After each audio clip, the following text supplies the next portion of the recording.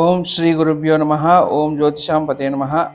Astro talk by Rajan ప్రేక్షకులందరికీ కూడా నమస్కారం. ఈరోజు మనము రవి నీచంలో ఉంటే ఎలాంటి ఫలితం వస్తుందనే విషయం గురించి ఈరోజు మనం డీటెయిల్గా తెలుసుకుందాం. మామూలుగా మనము లగ్నం నుంచి 7వ స్థానంలో ఉంటే రవి నీచంలో ఉన్నట్టుగా మనం తీసుకోవాల్సి ఉంటుంది.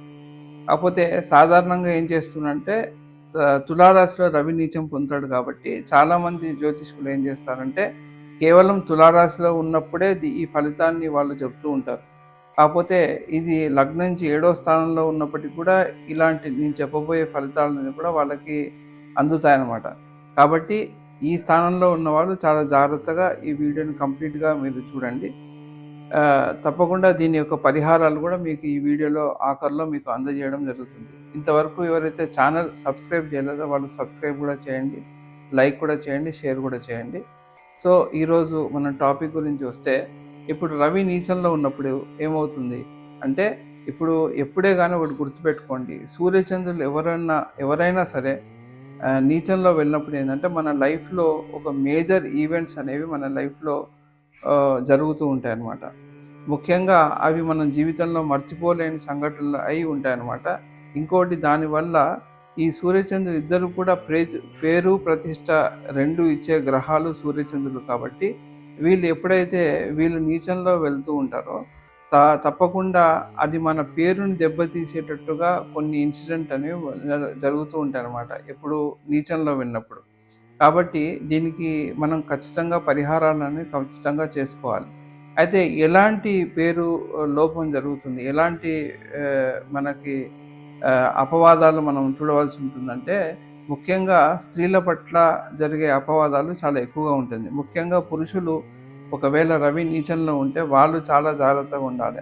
అదేవిధంగా స్త్రీల జాతకంలో ఉన్నప్పటికీ కూడా వాళ్ళు పురుషుల వల్ల కొన్ని అపవాదాలు పడవలసి ఉంటుంది. కాబట్టి ఈ స్థానంలో రవి ఉన్న వాళ్ళు చాలా జాగ్రత్తగా ఉండవలసిన అవసరం అయితే ఉంటుంది. అయితే ఇది ఎప్పుడు జరుగుతుంది, ఈ యొక్క ఇన్సిడెంట్ అనేది ఎప్పుడు జరుగుతుంది అనేది ముఖ్యంగా మనం తెలుసుకోవాల్సిన విషయం.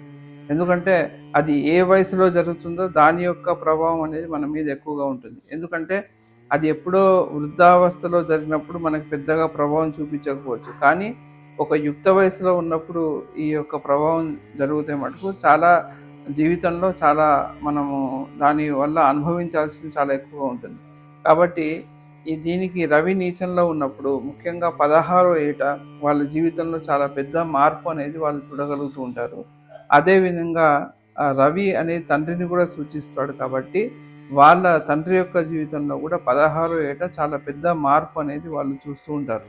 అదేవిధంగా ఈ 16వ ఏట కాకుండా తులారాశిలో నీచం పొందుతున్నాడు కాబట్టి శుక్రుడి యొక్క వయసులో కూడా అది ప్రభావం అనేది చూపిస్తుంటుంది. అంటే 25వ ఏట ఖచ్చితంగా దాని యొక్క ప్రభావం అనేది చూపిస్తూ ఉంటుంది. అట్లాగే మనకి 34వ ఏట కానీ 36వ ఏట కానీ ఈ యొక్క రవి నీచంలో ఉన్న ప్రభావం అనేది మన జీవితంలో ఖచ్చితంగా దాని యొక్క ప్రభావం అనేది చూపిస్తూ ఉంటుంది. అయితే ఈ వయసులో వాళ్ళ స్త్రీల పట్ల చాలా అప్రమత్తంగా ఉండవలసి ఉంటుంది. వాళ్ళ దగ్గర ప్రవర్తన దగ్గర చాలా అనుకూలంగా ఉండవలసి ఉంటుంది. సాధ్యమైనంత వరకు దూరంగా ఉండే ప్రయత్నమే చేయండి. ఎందుకంటే ఇక్కడ మీరు తెలిసి చేసినా తెలియక చేసినా కూడా ఇప్పుడు మీకు ఆ వయసులో ఆ ప్రభావం అనేది మీ మీద ఖచ్చితంగా ఉంటుంది. కాబట్టి ఇది మీరు తప్పించుకునేటట్టుగా కూడా ఉండదు. ఎందుకంటే ఇది ఒక అపవాదం కింద కూడా ఉండదు. సహజంగా కూడా వాస్తవంగా కూడా ఉండిండవచ్చు, లేకపోతే అపవాదమైన ఉండిండొచ్చు. కాబట్టి మీరైతే జాగ్రత్తగా ఉండాల్సిన అవసరం అయితే ఉంటుంది. అయితే దీని నుంచి తప్పించుకునే మార్గం ఏమీ లేదా అంటే, ఒకవేళ ఈ వయసు రాకముందు మీరు జ్యోతిష్కుని సంప్రదించుంటే మటుకు మీరు బతికి బయటపడవచ్చు. కానీ దీనికి ఒకవేళ మీరు ఇప్పుడు ఈ వయసు మీకు ఇంకా రాలేదన్న అయితే ఈ పరిహారం చేసుకోండి. ఖచ్చితంగా మీకు దాని యొక్క ఎఫెక్ట్ అయితే ఉంటుంది. దాని యొక్క అపవాదాలు పడకుండా మీరు బయటపడగలుగుతారనమాట. ఏంటి పరిహారం అంటే, మీరు కార్తీక మాసంలో అప్పుడు కరెక్ట్గా తులారాశిలోనే రవి ఉంటాడనమాట. కార్తీక మాసంలో మీరు ఏం చేస్తారంటే 7 కిలోల బెల్లము, తర్వాత 7 కిలోల గోధుమ పిండి, ఇవి రెండు కూడా మీరు శివాలయంలో వెళ్ళి మీరు దానం చేయవలసి ఉంటుంది. అక్కడ ఉన్న బ్రాహ్మణుడికి యథాశక్తి దక్షిణ పెట్టేసి మీరు దానం ఇచ్చినట్టయితే ఈ యొక్క అపవాదం నుంచి మీరు బయటపడే అవకాశం అయితే ఖచ్చితంగా ఉంటుంది. అదేవిధంగా మీరు ఏం చేస్తారంటే, ఒకవేళ ఈ 16 ఏట దాటితే మీరు 34 ఏట, 36 ఏట పడబోతున్నారంటే కూడా మీరు జాగ్రత్తగా ఉండి 25, 25, 34, 36 ఈ వయసులలో కూడా ఇది జరిగే అవకాశం ఉంటుంది. కాబట్టి ఒకవేళ మీరు ఆ వయసుకు రాకుండా ఉండినట్టయితే ఖచ్చితంగా ఈ పరిహారం అయితే చేసుకోండి. ఇది కాకుండా వేరే వాళ్ళు ఈ పరిహారం చేయవద్దా అంటే వాళ్ళు కూడా చేసుకోవచ్చు. ఎందుకంటే కేవలం దీంతోనే ఆగదు. ఈ రవి నీచంలో ఉన్న ఎఫెక్ట్ దీంతోనే ఆగదు. వీళ్ళకేమవుతుందంటే ఎప్పుడే కానీ ప్రభుత్వం నుంచి సరైన సహకారం కూడా వీళ్ళకి అందదు. కాబట్టి ప్రభుత్వం నుంచి సహకారం అందాలన్నా కూడా వీళ్ళు కార్తీక మాసంలో ఇప్పుడు నేను చెప్పిన పరిహారం అనేది ఖచ్చితంగా చేసుకోవాలి. అదేవిధంగా ఇంకొక విషయం ఏంటంటే, వీళ్ళకి ప్రభుత్వం నుంచి ఏదైనా ఆర్డర్స్ ఆగి ఉంటే, అంటే వీళ్ళు ఒకవేళ కాంట్రాక్టర్స్ కానీ ప్రభుత్వం సంబంధించిన బిల్స్ వీళ్ళకి రాబోయేది ఉంటే అవి కూడా ఆగకుండా ఉండాలంటే కూడా ఈ యొక్క దానాలు అనేవి వాళ్ళు ఖచ్చితంగా చేయాలన్నమాట.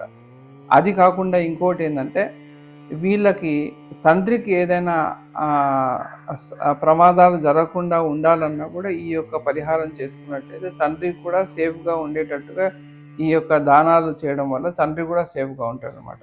మొత్తం మీద ఏంటంటే మనకేంటంటే ఎప్పుడు కూడా సూర్యచంద్రులు ఇద్దరు కూడా ఎప్పుడు కూడా జాతకంలో డ్యామేజ్ అవ్వకూడదు.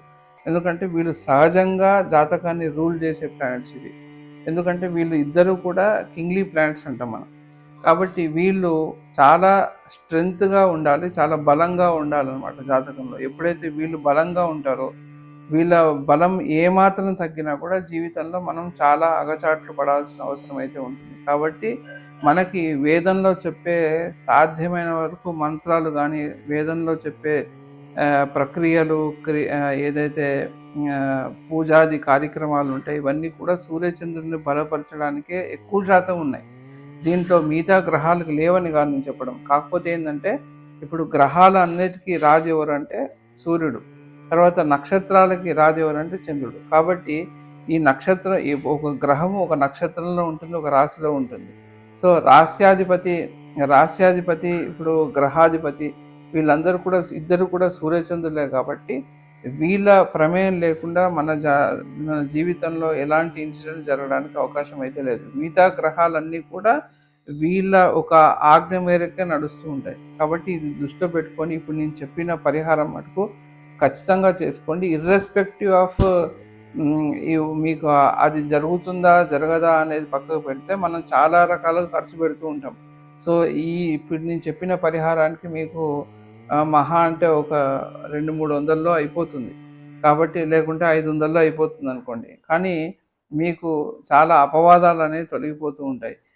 ఈ పరిహారానికి మీరు ఒక ₹1000 ఖర్చు పెట్టినా ఇబ్బంది లేదండి. ఎందుకంటే దీనివల్ల కలిగే అపవాదం అనేది మీరు తట్టుకోలేరు. దీనివల్ల చాలా తీవ్రమైన పరిణామాలు చూడవలసి ఉంటుంది. కాబట్టి ఈ యొక్క పరిహారం మీరు కార్తీక మాసంలో ఖచ్చితంగా చేసుకోండి. ఇలాంటి మంచి పరిహారాలు మీకు మా ఛానల్లో అందిస్తూ ఉంటాను. ఇంతవరకు ఎవరైతే ఛానల్ సబ్స్క్రైబ్ చేయలేదో వాళ్ళు సబ్స్క్రైబ్ కూడా చేయండి, లైక్ కూడా చేయండి, షేర్ కూడా చేయండి. నమస్కారం.